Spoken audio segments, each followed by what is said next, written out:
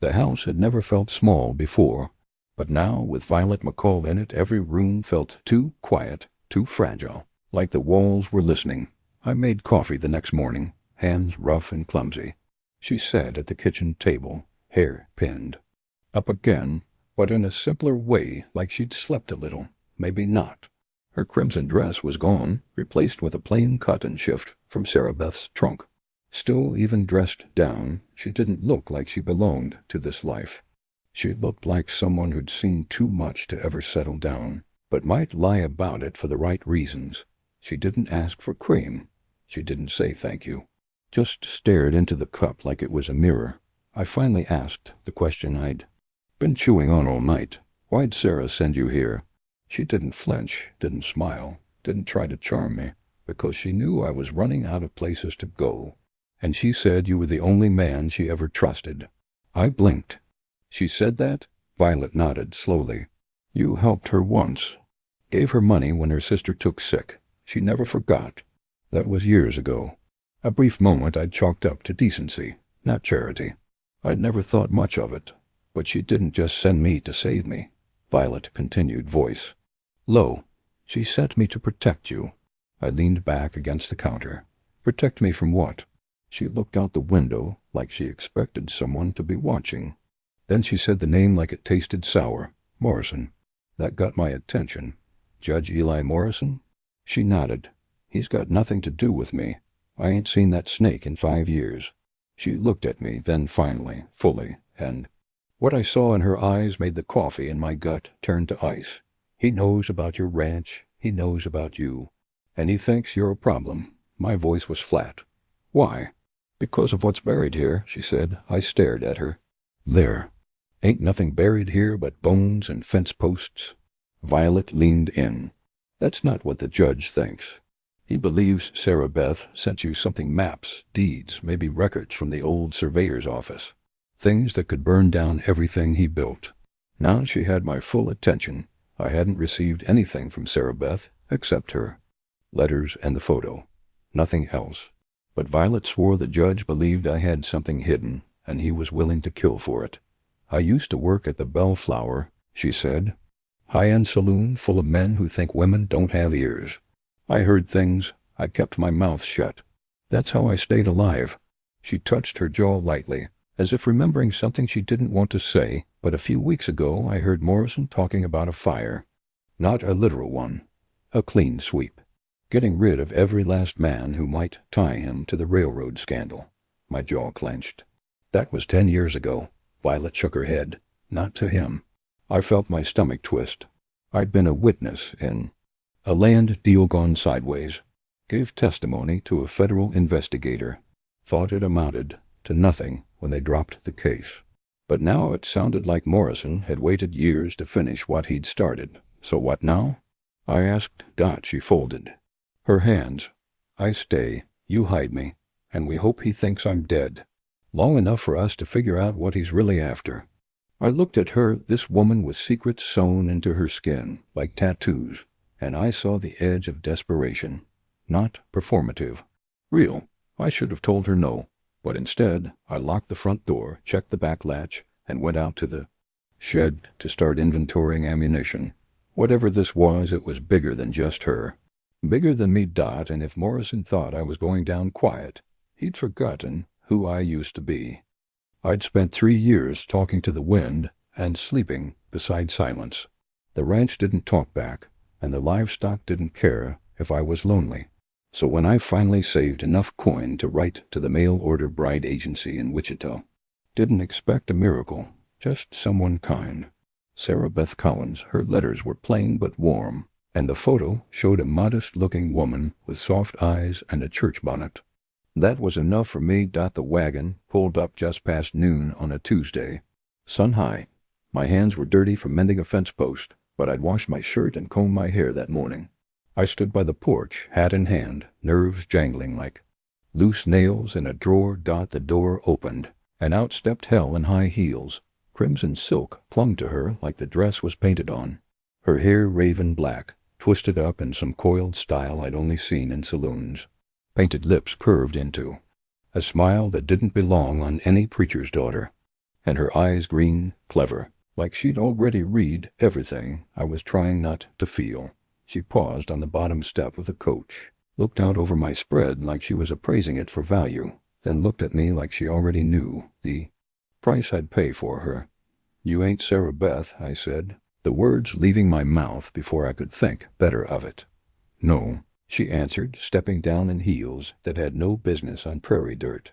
"My name is Violet McCall. Sarah sent me in her place." The driver tipped his hat low and muttered, "She paid extra?" Told me not to ask questions. Then he was off, dust trailing behind like he couldn't get away fast enough. I stared at the woman who now stood 5 feet from my porch.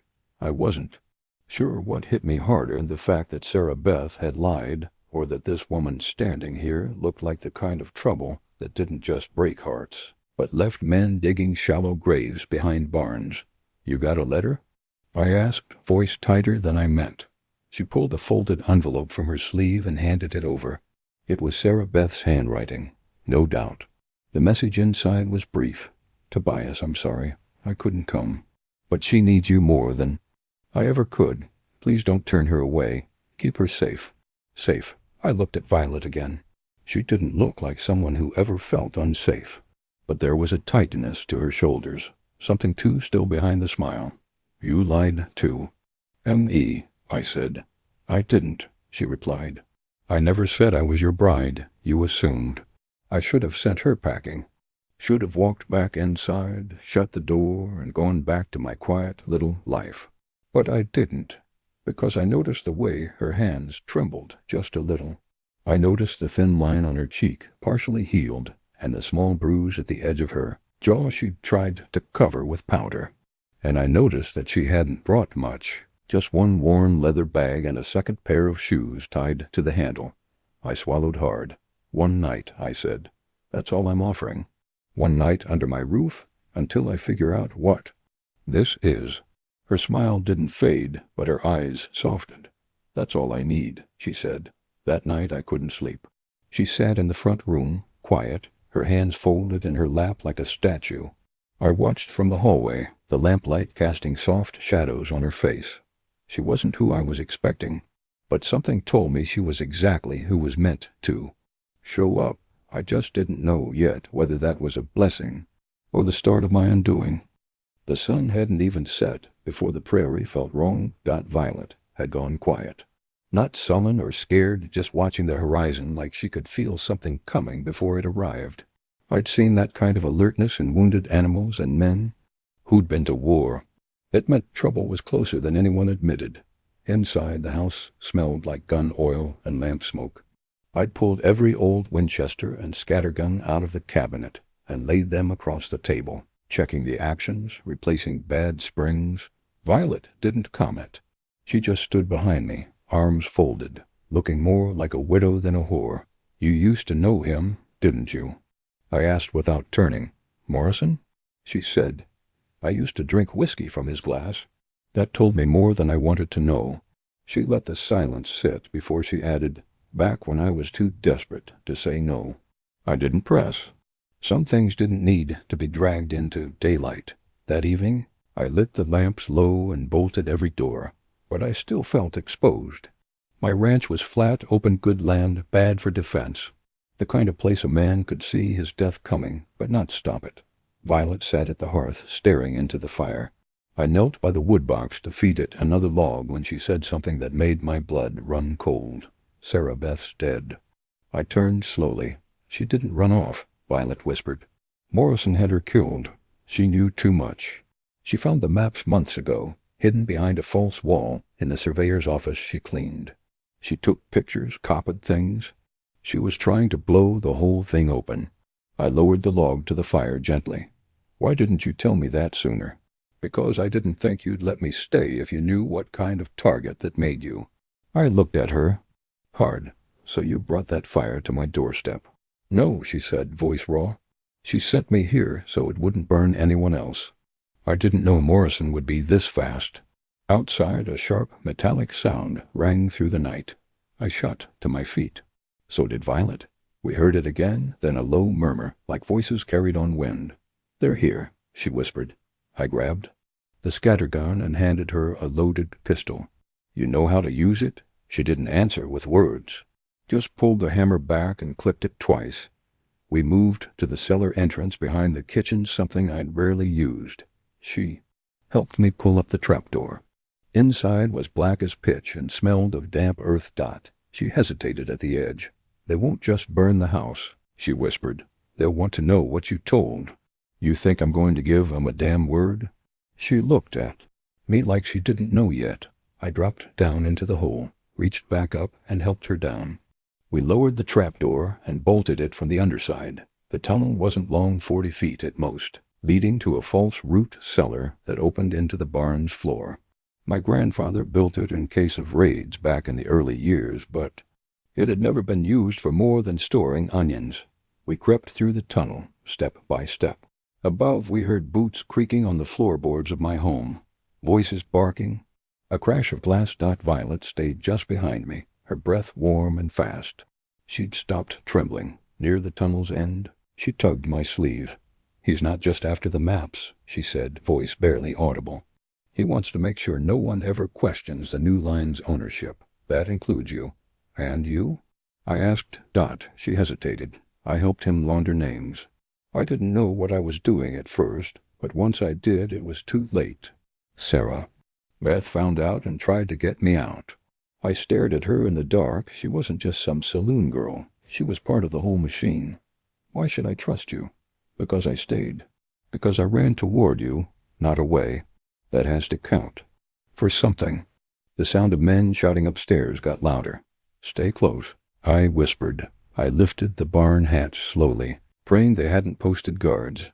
We emerged into shadows, the scent of hay and horses mixing with distant smoke. I knew one thing for sure. This wasn't about a woman anymore. This was war. The barn was silent, but not the peaceful kind. It was the heavy quiet that hangs in the air before lightning strikes. I eased the trapdoor shut and motioned for Violet to crouch beside the far wall, beneath the slats that looked out over the back paddock.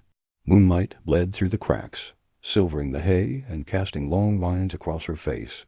She looked like something out of a ghost story, haunted but dangerous. Above us, the sound of boots thudded across the barn loft. One man, maybe two. I crept to the workbench near the back, careful not to step on loose nails. Under the false bottom of an old tool chest lay a rusted strongbox. I hadn't opened it in years. It still had my grandfather's initials carved into the side. "You're sure the maps are in here?" I whispered. Violet nodded.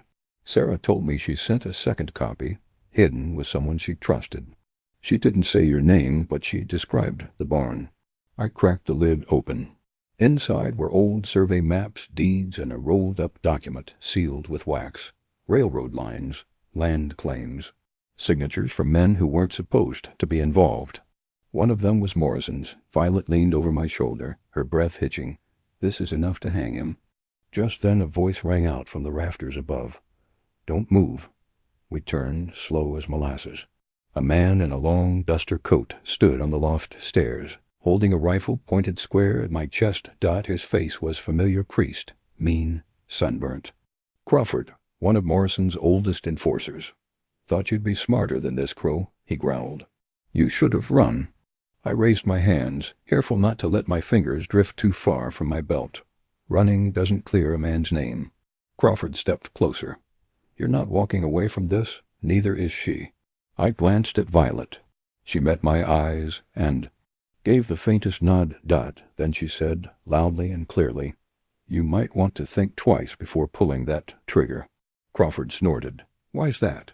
"Because Morrison doesn't want the maps destroyed. He wants to control them." I stepped into the bluff. "That's right. He sent you to collect, not kill. But you kick over the wrong hornet nest, and those maps go public." Crawford hesitated. His rifle lowered an inch. "You don't have the guts." "Try me," I said, slowly lifting the sealed wax document. "You kill us, I toss this into the stove. Everything burns." The barn door creaked open behind him. "Boss said no loose ends." Another voice barked. Crawford's face twisted. "They're not with me," he hissed, backing toward the stall wall. "You've got more company." We heard horses, at least. 6. Violet stiffened. Morrison's cleaning house, she whispered. He's killing his own. Crawford seemed to realize it, too. For the first time, he looked unsure. You want to live? I said, help us get out. We can pin this on Morrison and walk away. He stared at the strongbox, then at Violet. Why should I trust either of you? Violet stepped forward, pistol steady in her hands. Because we don't have time to. Lie, he swore under his breath. Back wall, he muttered. There's a chute behind the grain sacks. Leads to the dry creek bed. We ride from there. The sound of booted feet thumped outside the barn. Someone shouted, Burn it! Crawford's eyes widened. They're torching it. I grabbed the maps, stuffed them into a leather satchel, and hauled the strongbox shut. Violet kicked the chute door open. Wind whipped in cold, sharp, promising escape or a bullet in the back. Go! I shouted. Crawford went first, then Violet. I followed last, every inch of me wanting to look back at the place I'd built with my own 2 hands. But I didn't, because everything I ever was now behind me, and everything I might become depended on what I did next. The dry creek bed stank of smoke and dust. Ash drifted through the air like snow as we crouched under a line of dead cottonwoods, watching the flames lick up the sides of my barn. The fire spread fast, too fast to be an accident. My home, the stables, the feed shed, everything was catching. Sparks flew on the wind, and in the distance I could hear one of my horses screaming. I clenched my jaw and forced myself to turn away. We didn't have time for grief. Not now. Crawford moved beside us like a man walking on broken glass. He kept looking over his shoulder like he expected someone to shoot him in the back. And maybe he should have. He wasn't a good man, not by a long shot, but tonight he wasn't trying to kill us. That was a start. We had 2 horses stashed behind the low ridge. Mine, Crawford's, and 1 extra, likely left by Morrison's men when they arrived. Trail cuts east, Crawford said, tugging the saddle tight on the gray mare. It's rough, but it'll take us out of range before they close in. Where's it lead? I asked. Saltwash. Then from there we make a run for Haven Creek. There's a federal post there. Marshal named Doyle. He hates Morrison more than I do. Violet mounted up behind me. I could feel her weight shift as she checked her pistol again. She hadn't spoken much since the barn went up. Her eyes were locked on the flames, but her face didn't show anything. Not rage, not sorrow, just silence. We rode hard for 20 minutes, ducking under low limbs, skipping dry rocks, hooves kicking up pale dust. Crawford took the lead. I stayed in the back, Violet's arms around my waist. The satchel jammed between us. Then I heard it. Riders. Fast. 2 of them. They came up the ridge behind us, rifles raised, shouting over the roar of pursuit. A shot cracked past my ear. Crawford turned and fired back. 1 rider fell hard, his horse stumbling over the dry earth. The other disappeared into the scrub. We pressed on. By the time we reached Saltwash, our mouths were filled with grit, our hands blistered, and my lungs burned. But we'd shaken them, at least for now. We stopped under a rocky overhang. Crawford slid off his horse and dropped to the dirt, like his legs had given out. We'll camp here for an hour, he said, breath ragged. Just enough to water the horses and get our story straight. I looked over at Violet. She still hadn't spoken. You all right? She nodded slowly. Just thinking. About what? She met my eyes. I was a fool to believe he'd let me live. Her voice cracked a little on that last word. She looked away quickly. You're alive now, I said. That counts for something. I thought if I disappeared it would end, she whispered. That Sarah Beth's sacrifice would be enough. But men like Morrison don't stop. They bury their sins in other people's graves. Crawford glanced over. Then we unbury M. 4. A long second, none of us spoke. Finally, I pulled the satchel out and unrolled one of the survey maps. The red lines marked clear boundaries. Land grants that shouldn't exist. Signatures forged. Names crossed out. One was mine. He'd already filed papers claiming my property had reverted back to the railroad under eminent domain, which meant this was personal. He's been playing a long game, I muttered. And I'm just one of many. Crawford lit a cigarette with shaking hands. He owns half the county. Bought judges, lawmen, ranch hands. But Haven Creek's clean. Doyle's been waiting years to take a swing at him. This is his swing. I looked down at the fire-blistered edges of the map. My home was gone, but in the ashes was something I hadn't had in years, a reason to fight. Then we ride to Haven Creek, I said, and when we get there, Violet asked. I stared at her. This woman who arrived in a red dress and left behind a warpath. When we get there, we bring him down. We rode before dawn, just ahead of the rising smoke. By mid-morning, the sky behind us was blackened with Ash Morrison's message written in fire. No turning back. No home to return to. The land between Saltwash and Haven Creek wasn't forgiving. Dry scrub, thornbush gullies, vulture-choked ridges. It looked like hell's unfinished corner. But I knew it better than I knew myself. Every canyon bend, every trickle of water buried beneath cracked stone. It had raised me. And now it was hiding us. Crawford rode up front, face drawn tight under his hat. He was quieter than usual, maybe haunted, maybe just smart enough to know. This trail was cursed. Violet sat behind me, again, hands resting on my hips, her chin near my shoulder. She hadn't said much since the ridge, but I could feel her awake, alert, not scared, just hollowed out. Around noon, we stopped to rest there. Horses in a slot of shade where 3 boulders leaned together like drunks. Crawford passed around a water skin, then lit another smoke. Morrison's got bounty riders all over this range, he said. Mercs, some worse than the men that burned your ranch. I wiped my brow with a stained bandana. You think he'll follow us himself? No, Violet answered. He'll stay back and let the fire eat us first. That's how he works. She was right. Morrison didn't like to get his hands dirty. He preferred leverage, and fire had always been his favorite kind. I closed my eyes for a moment. Behind my eyelids I could still see the barn. My father's saddle, my mother's quilt. The porch swing Sarah Beth never got to sit on. All gone, but not wasted, because it meant I finally understood what I was up against.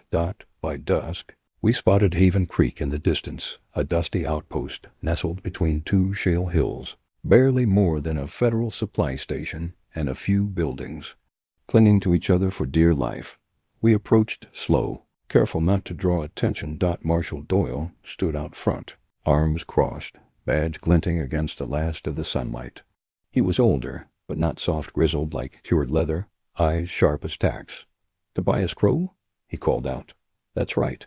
He looked us over. 3 riders, 2 horses, 1 satchel, clutched tight in my hand. Was expecting you 3 days ago. We ran into some fire, I said. He nodded, like that didn't surprise him. Come inside. The office was small, hot, and full of paper. Crawford stayed outside with the horses while Violet and I stepped in. Doyle shut the door and locked it. Show me, he said. I laid out the maps on his desk, one by one.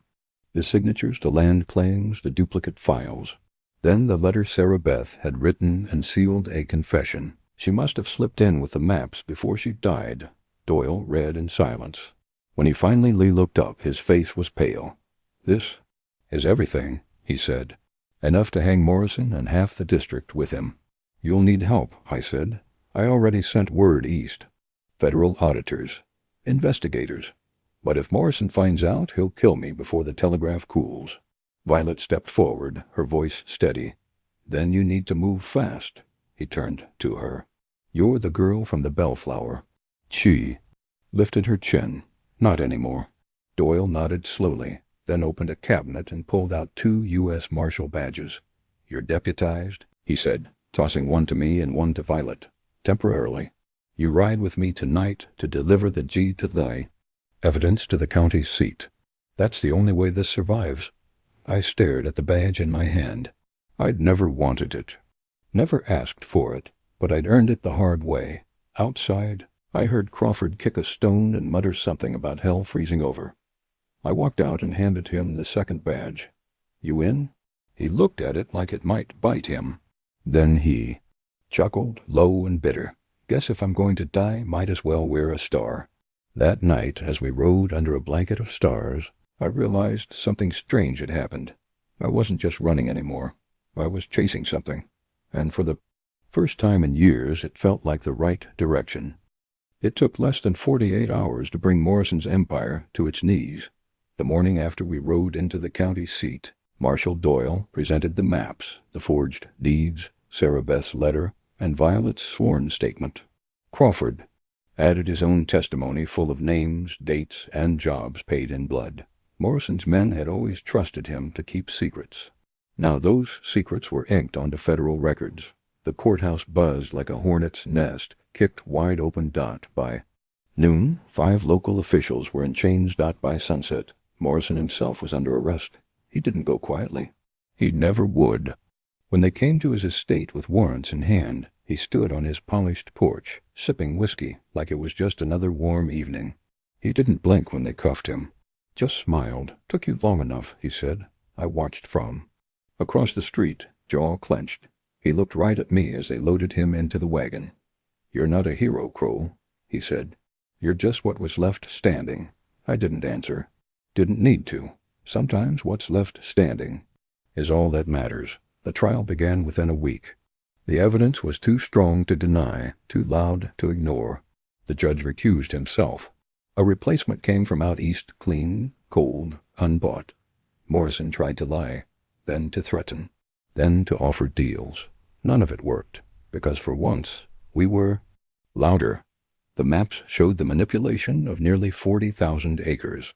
Land stolen through technicalities, accidental fires, and ghost signatures.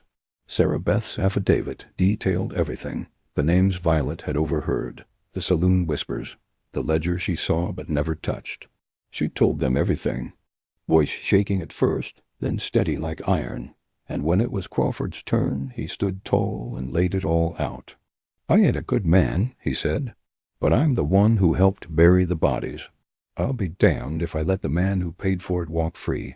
The courtroom sat in dead silence. Tobias Crow didn't say much, just handed over what he'd carried in that satchel and stepped aside. I wasn't looking for revenge anymore.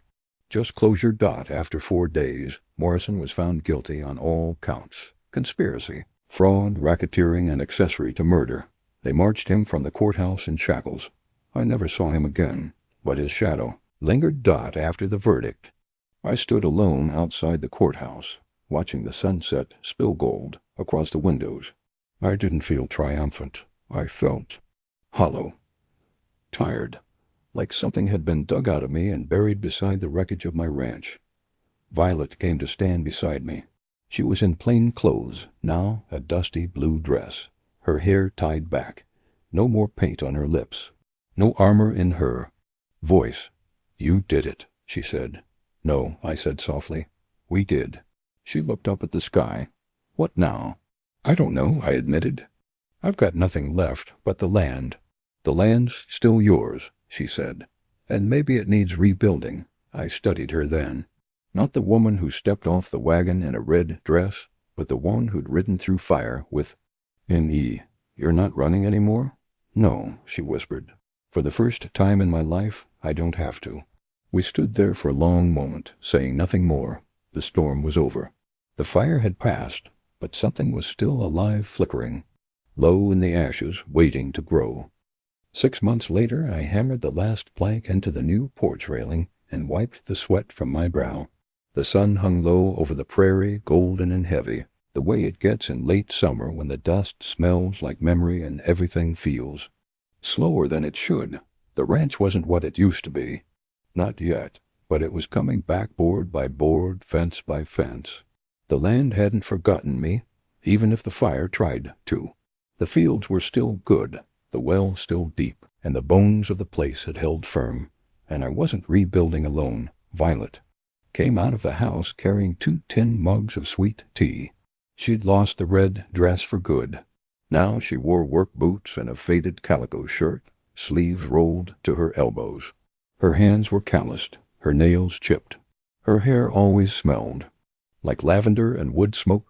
She looked at home here, more than I ever thought possible. "You missed a spot," she said, smirking as she handed me the tea. "Did not," I muttered, but I looked just to be sure. She sat beside me on the top step, kicking off her boots and sighing like the weight. of the world had finally shifted somewhere else. We didn't talk about Morrison anymore. Not because we were scared, just because we didn't need to. His name didn't belong here. Not in the soil, not in the wind, not in the breath between us. Sometimes silence is the cleanest kind of healing. A hawk cried overhead as it circled above the pasture. I watched it for a while before speaking. You ever think about what your life might have been like if you'd never stepped off that wagon? All the time, she said. But then I remember how tired I was. How I wanted someone to see me without asking me to perform. I looked at her, and now I'm just Violet McCall. No act. No secrets, just me.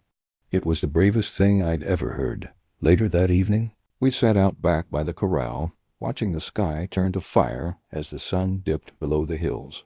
She rested her head on my shoulder. My hand found hers without a word. We didn't need. One, we weren't the same people who'd met in confusion and lies. We were stronger now. Not perfect, not untouched, but rooted like the land. That night, before bed, I found her looking at an old newspaper clipping we'd kept tucked inside the drawer. The headline was simple: Judge Morrison convicted in railroad corruption scandal. Violet folded it slowly and put it away without comment. I was thinking, she said, when the barn's done, we should hold a harvest dance. Invite the neighbors. Start fresh. A dance? I teased. Didn't take you for the spinning type. I wasn't, she said, smiling softly. But I am now. I pulled her close, resting my forehead against hers. Maybe that's what love was. After all, not fireworks or fairy tales, but a quiet place to rest your bones when the fire goes out.